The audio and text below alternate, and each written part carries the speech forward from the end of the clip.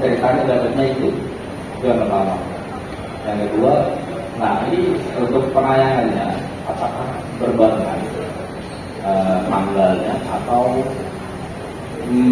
mana dulu timeline-nya gitu. Ya, karena kalau berbarengan agak kayaknya jadi headline jadi beda juga. Jadi gak sehat juga gitu Ya. Sampai Mas Hari udah ini 4 kali jalan ini. Tapi aku tetap mau.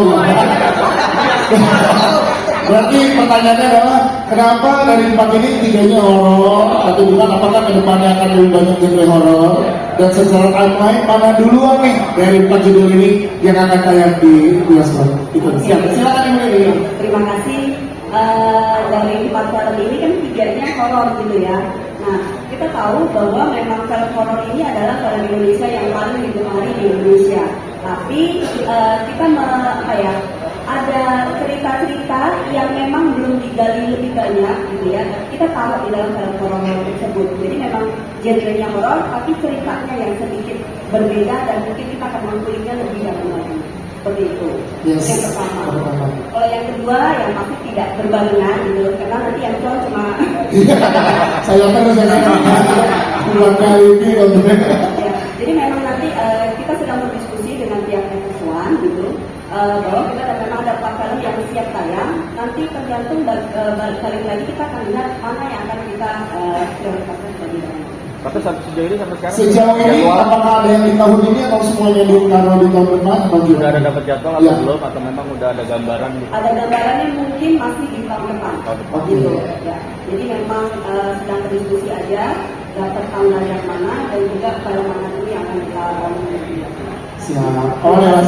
Terima kasih oleh jawabannya. Selanjutnya tadi di hari 1, 2, 3. Ya. Silakan Mas. Ya, oke. Halo, aku Bayu dari tribunnews.com. Pertama buat Osi Production, salam buat filmnya.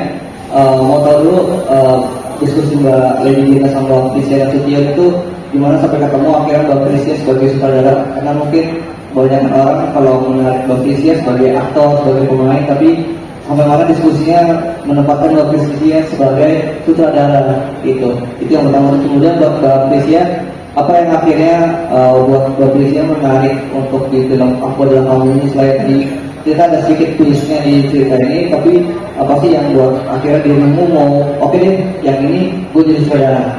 Itu aja. Terima kasih Mas Bayu. Silakan boleh nanti ditambahkan oleh Kak Pia. Kalau dengan diskusi dengan Kak Pia sendiri, saya secara pribadi melalui Pak Opa yang menentukan gitu ya. Kita berbincang dengan dari Carlos Production, berbincang dengan Pak Opa dan Pak Opa yang menyampaikan kepada Kak Pia. Boleh selanjutnya? Silakan Kak Pia. Ya, sebenarnya di sini kan di Carlos itu bekerjasama dengan Satu Atap ya. Opa yang perwakilan dari Satu Atap waktu itu. Jadi persis sebelum yang ini saya udah bekerjasama dengan Satu Atap sebelumnya untuk proyek film yang lain. Dan menyenangkan lah support dari Satu Atap gitu. Lalu di sini diajak lagi, tapi ya ambil dulu, baca dulu nih ceritanya tentang apa gitu. Terus awalnya memang ada beberapa cerita gitu, ada 2 kalau nggak salah. Yang satunya sempat diskusi untuk yang satunya, tapi kayaknya nggak deh gitu, mungkin bukan aku nih orang yang tepat gitu. Tapi yang satunya yang ini menarik nih gitu, ini banyak hal yang bisa diklik gitu. Jadi sebenarnya genre-nya kalau boleh dibilang psychological thriller ya gitu. Jadi bukan horor udah pasti, tapi drama with a twist lah gitu. Jadi psychological thriller gitu. Dan ini tuh ada banyak ruang untuk ngulik keseluruhan cerita gitu. Jadi kayak oke deh. Yes, itu dia. Siap. Mas Bayu. Siap. Terima kasih. Selanjutnya sini dulu ya Mbak, nanti ke tengah. Siap. Iya, makasih. Saya Ari dari Pabrik Bintang. Dan buat Bu Lady mungkin ini cerita dari 4 ini apakah asli atau ada adaptasi dari novel atau apa itu, atau asli semua? Asli semuanya. Original story. Ya, maksudnya belakangan ini banyak produser yang mencari aman, artinya adaptasi dari novel, dari webtoon yang istilahnya udah punya dibaca ya, seperti itu. Apa pertimbangan itu akhirnya memilih untuk mengangkat cerita yang asli seperti itu? Apa yang membuat percaya diri dari asli? Terima kasih. Silakan Bu. Salah satu eksekutif produser kami, Pak Andre, gitu ya, dia punya banyak ide cerita, ide kreatif gitu yang ini memang ditayangkan di sebuah film. Jadi dari ide cerita yang asli itu kita menggarap semuanya dengan kreatif, dengan matang, dengan standar yang berbeda daripada film yang lainnya. Jadi makanya banyak plot twist di akhir filmnya seperti itu. Yang kalian tetap percaya diri dengan kisah original story ini ya. Dengan original story kita karena memang ceritanya berbeda. Cerita bagus, dekat dengan teman-teman penonton kita di Indonesia dan relate gitu ya. Nah, terima kasih. Mas. Ya, silakan di tengah nama, media dan pertanyaannya.